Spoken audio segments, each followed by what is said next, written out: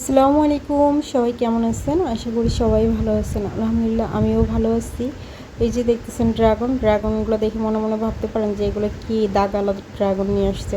আসলে আমাদের দোকানে ড্রাগন বিক্রি করতেছে। ওই দিন আমি আমবাগান থেকে ড্রাগন আইনে খাইছিলাম, যে তো ওই দিন আমি একটু বেশি প্রিয় আর কি ড্রাগন।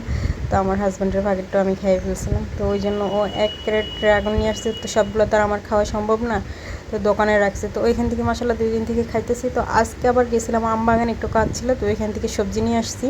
এখানে 100 টাকা সবজি, আধা কেজি বেগুন, তারপরে আধা কেজি হবে না লইব্যাত ছুঁই, আর আধা কেজি হয়েছে ভেন্ডি। এগুলো 100 টাকা। সবাই বলে সবজির দাম কমছে, কই কত একটা কমছে, অত একটা কমে নেই।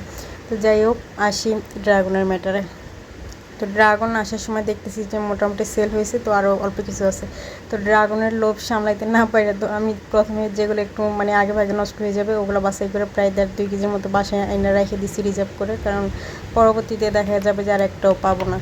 তো ওই জন্য এনে ওগুলো রেখে দিচ্ছি। আর আজকে একদম সিমসাম রান্না করতেছি। এটার কারণ হয়েছে যে আমি ফ্রিজ থেকে মাছ মাংস কিছুই নামাইতে পারতেছি না, সব একদম বরফে জমাট হয়ে গেছে। তো পুরো ফ্রিজ বন্ধ করে তারপরে ওগুলো সব ক্লিয়ার করে তারপরে সেটিং করতে হবে আর কি। তো এখানে আমি ফ্রাই প্যানে তেল গরম করে নিয়েছি আর দিয়ে দিলাম শুকনো মরিচ বাগার। আর আজকে ভেন্ডিগুলো কাটতেছিলাম আর খালতো বোনের কথা মনে করছিলাম। বেচারি আমার ভেন্ডি ভাজি করে খাওয়াইছিল, গাছের ভেন্ডি ভাজি, খুব মজা হয়েছিল। তা আমি বলছি আমার হাতের ভেন্ডি ভাজি খাই, দেখিস কীভাবে ভেন্ডি ভাজি করে। তো ওরে আমি এখানে ওরকম ছোটো করতেছি না বা কোনো মস্করাও করতেছি না, এক একজনের রান্নার স্টাইল এক এক রকমের। ছোটো মানুষও যেভাবে রান্না করছে। তো এখানে আমি ভেন্ডি ছোটো ছোটো করে পিস করে নিয়েছিলাম। আর ভেন্ডিতে অবশ্যই শুকনো মরিচ ফোড়নটা দিবেন, এটা দিলে অনেকটাই টেস্ট অন্যরকম হয়ে যায়, আর শুকনো মরিচটা খাইতেও ভালো লাগে।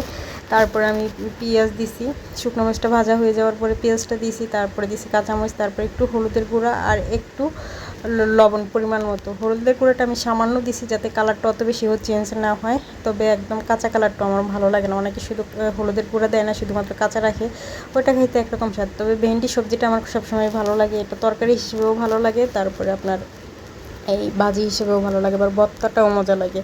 1 বছর আগে জি বাংলা থেকে একটা রেসিপি শিখছিলাম যে রুই মাছ দিয়ে ভেন্ডি দিয়ে রান্না করে, সেম প্রসেস আমিও রান্না করছিলাম, খুব মজা লাগছিল।